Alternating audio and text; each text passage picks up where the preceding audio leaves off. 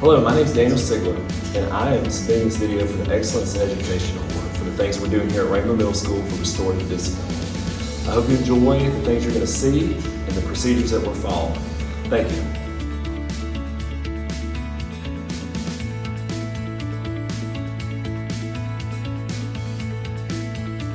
All right, welcome to my office.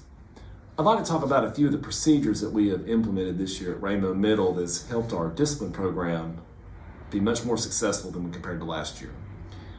The main thing that we have done this year is implemented a disciplinary procedure called restorative discipline. Restorative discipline differs from traditional discipline in many ways, but the main way that restorative discipline is important is that it is restorative. It restores relationships with students.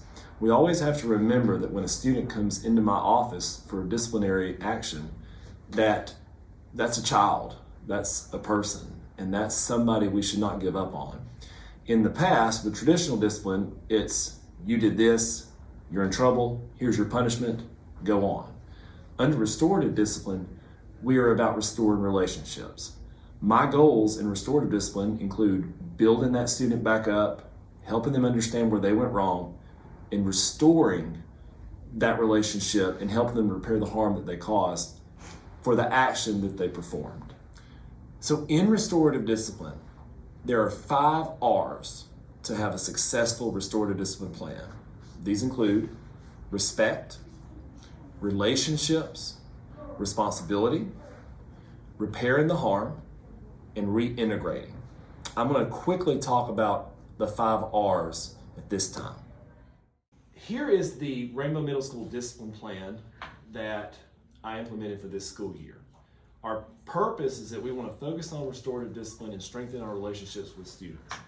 We have to remember that a lot of these students that are in my office get in trouble. And so what I want to do as an administrator is to rebuild those relationships and to help them understand why they're getting in trouble and to keep them from doing it again in the future.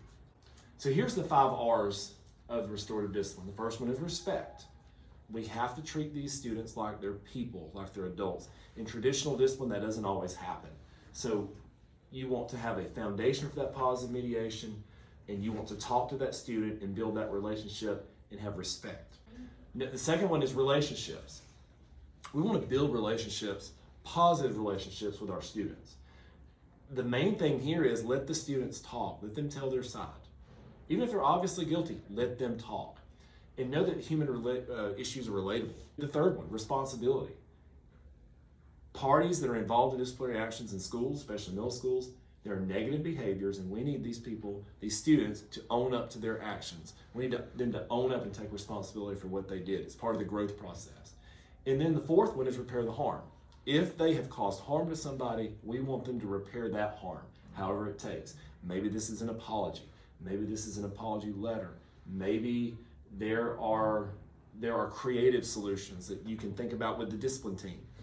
But we don't always go straight to punitive measures on restorative discipline, but sometimes, there's consequences, but we want them to repair the harm, and we want them to try to fix what they did wrong to try to make things whole.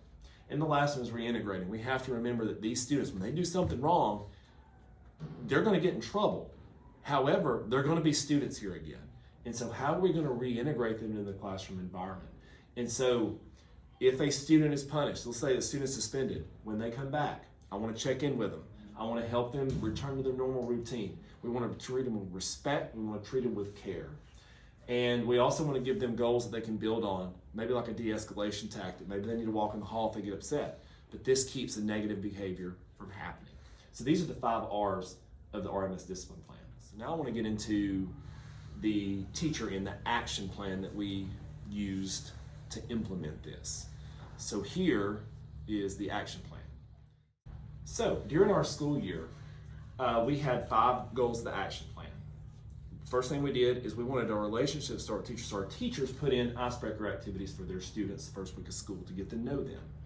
The second thing that our teachers did is they contacted parents. We realized a lot of times when a student's in trouble, the first instance of contact with the parent is negative because they're in trouble. So we wanted the teachers to reach out at the beginning of school and to make positive contact, so that way if something happened in the future, we could always reference that positive contact, and maybe that we would have a little bit more support on the parenting.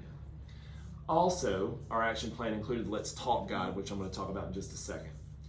We also had teachers document all their interactions and communication with parents on shared Google Sheets so that we could see when and where and how they communicated with parents and what it was about. And lastly, we had our teachers make parent contact whenever there was a disciplinary action in their classroom, where the teachers had to make parent contact before that came to the administration, because a lot of times that could be handled in the classroom before it came to us. And a lot of times when it comes to us and we have to handle it, it's much more direct and much more negative. Our hope there was that the problems would be mitigated in the classroom instead of escalated at the administrative level.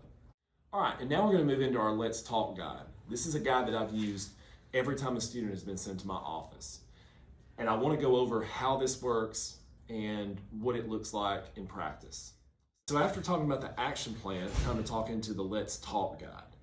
So this is a guide that we developed to help our teachers steer conversations to a meaningful and positive resolution, instead of confrontational, instead of it being a negative experience. First, we want to identify the behavior that occurred. What happened?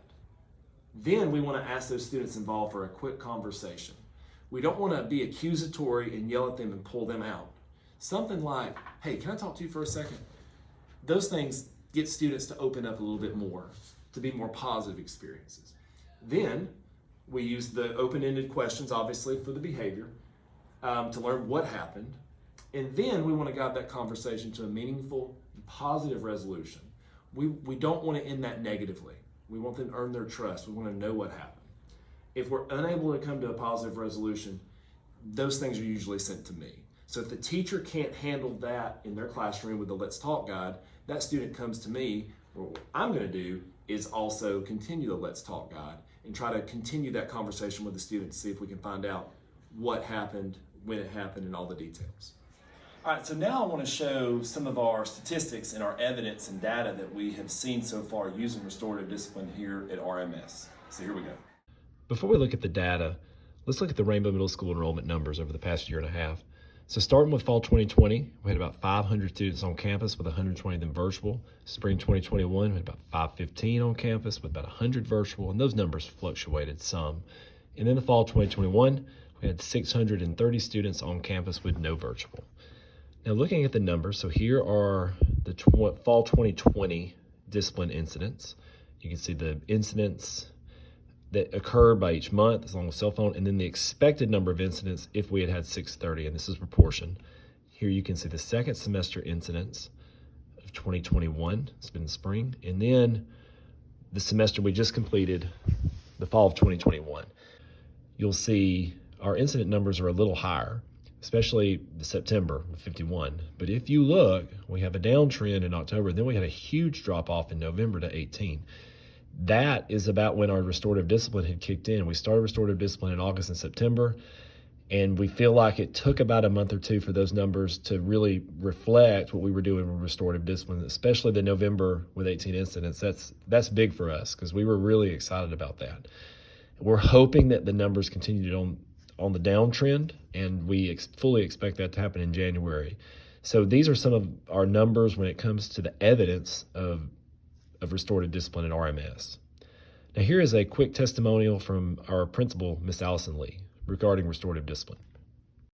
I'm Allison Lee. I'm the principal at Rainbow Middle School, and we have started a new program under the leadership of Dr. Sigler, the assistant principal on restorative discipline.